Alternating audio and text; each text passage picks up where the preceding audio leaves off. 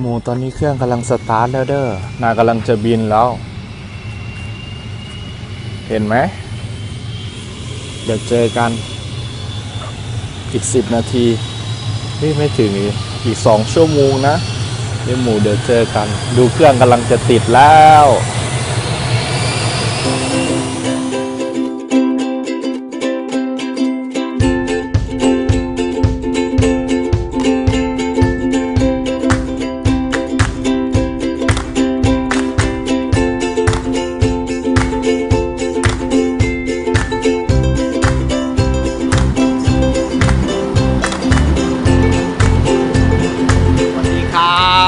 เจอกันแล้ว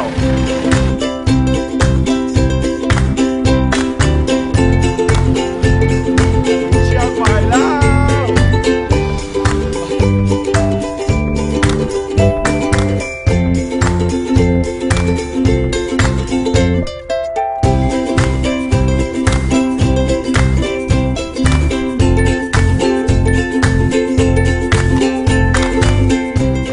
ครับวันนี้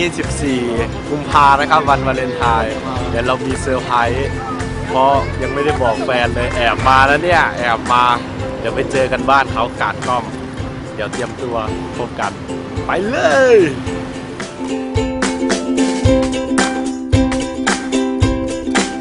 มากำลังรอรถแดงเดี๋ยวเรามาโบกรถไปหาเขากัน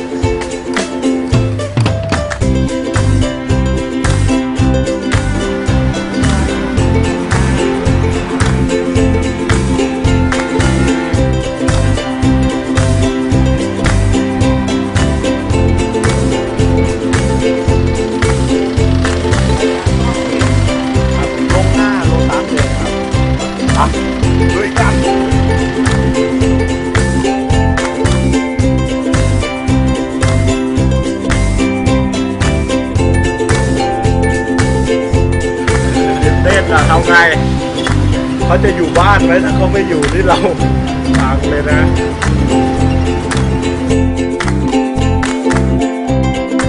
เดี๋ยวขอไลน์ไปเช็คก่อนเราอยู่บ้านไหม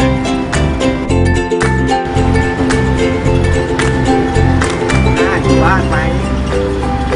ทำอะไรอยู่เลยกำลังกินข้าวเที่ยงอยู่บ้านเด้ออยู่ร้านจัดร้านอยู่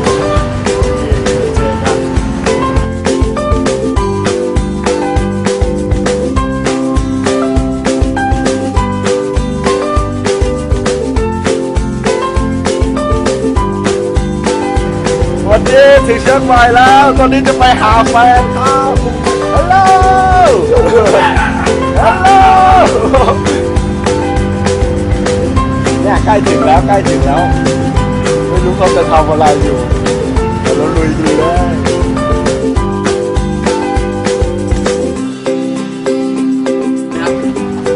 มาลงไปจ่ายตังค์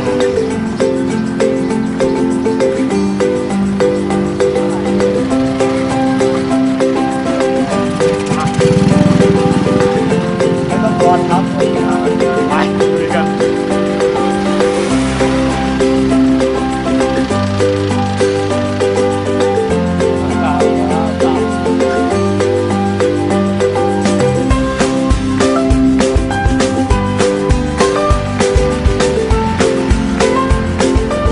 ได้หรือเปล่าเดี๋ยวตามไปเลย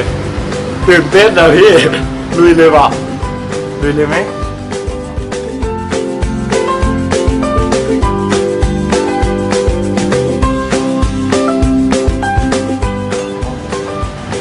เขารู้ตัวนะพี่ที่ลง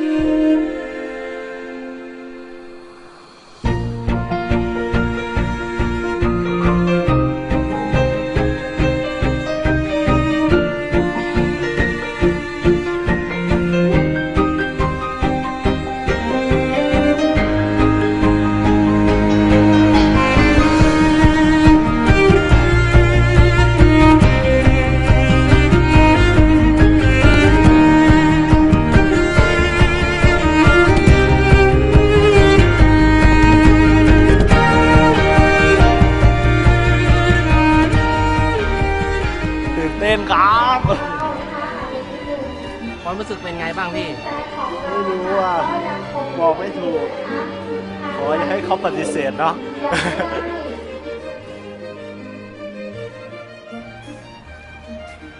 จำได้ไหมที่เราเคยบอกว่า หลังจากเรียนจบ2 ปีเราจะแต่งงานกัน ตอนนี้ผ่านไป2 ปีครึ่งแล้ว ถึงมันจะช้าไปหน่อยแต่ผมก็ได้พิสูจน์แล้วว่า ที่พยายามทำทุกอย่างให้ดีที่สุดเพื่อใคร ตอนนี้ผมพร้อมแล้วที่จะใช้ชีวิตที่เหลืออยู่คู่กับผู้หญิงคนนี้ เรามาเป็นคู่ชีวิตกันนะ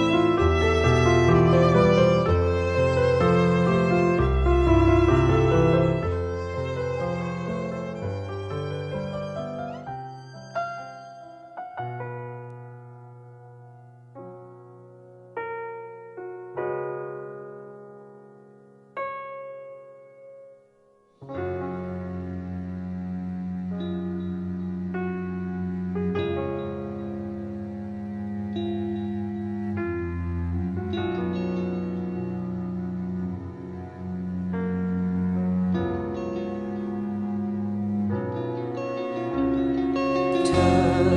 คือทุกสิ่งในความจริงในความฝัน คือทุกอย่างเหมือนใจต้องการ เธอเป็นนิทานที่ฉันอ่านก่อนหลับตาและนอนฝัน เธอคือหัวใจไม่ว่าใครไม่อาจเทีย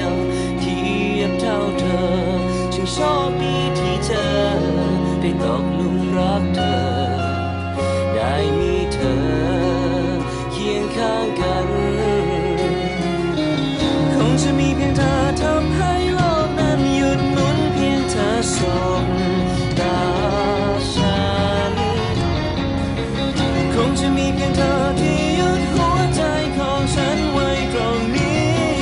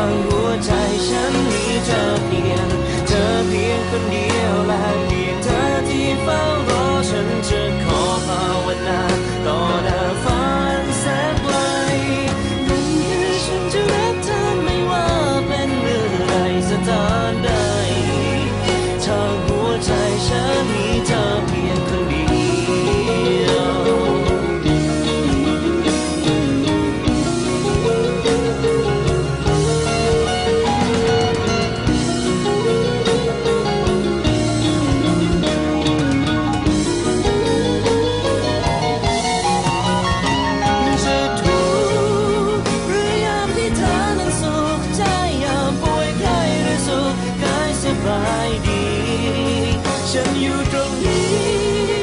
และจะมีเพียงเธอทุกวินาทีจะอยู่ใกล้ไม่ห่างไกลจะเคียงชิดไม่ห่างไปไม่ไปไหน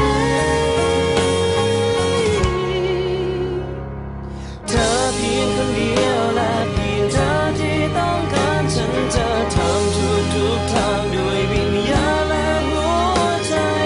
นั่นคือฉันจะรักเธอไม่ว่าเป็นเมื่อไรสถานใดถ้าหัวใจฉันมีเธอเพียงคนเดียวและเพียงเธ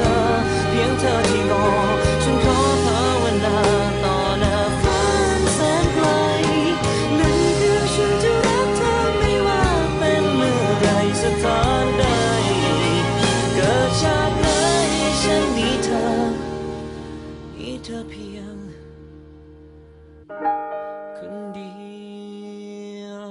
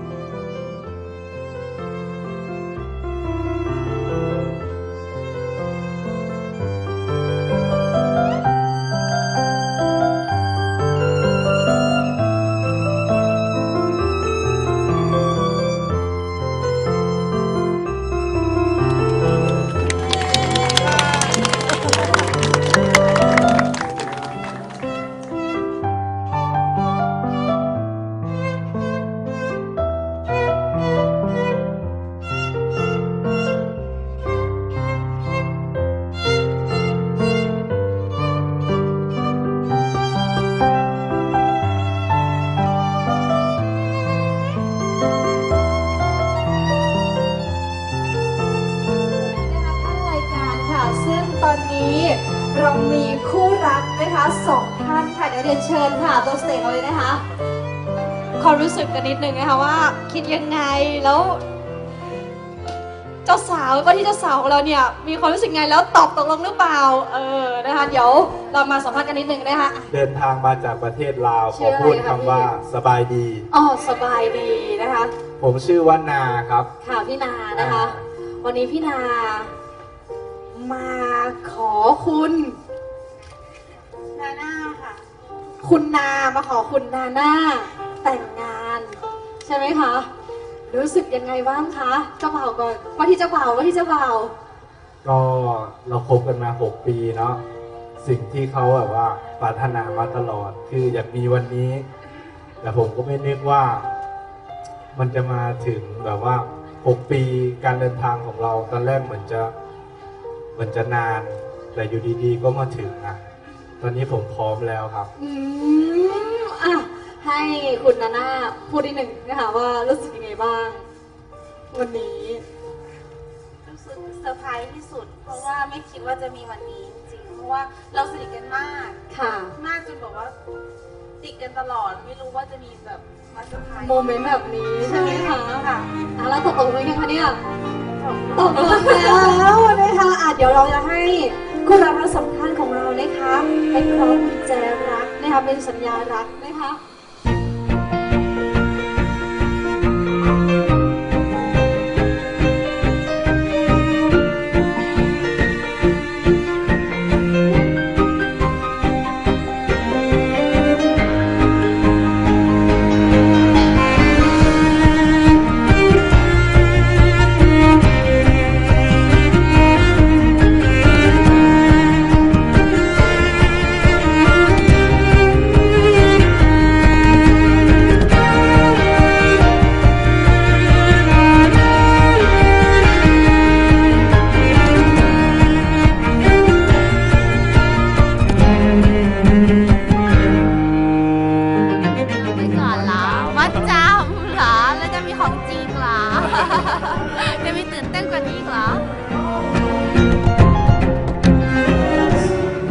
ตื่นเต้นมาก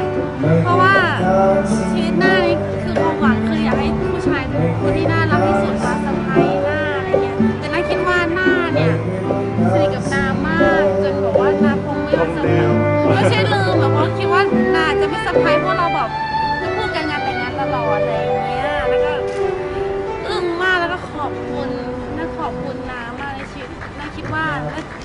เจอผู้ชายที่ใช่จริงๆแล้วเพราะไม่เคยมีไม่คิดว่าผู้ชายไม่มีผู้ชายอะไรแบบนี้ดีๆกับได้มากกว่านี้แล้ว น่าจะดียิ่งกว่านี้อยู่นะ ขอบคุณ ก็ขอบคุณพี่ๆทุกคนนะครับที่ช่วยแต่ที่สำคัญเราเป็นคู่ชีวิตกันแล้วนะ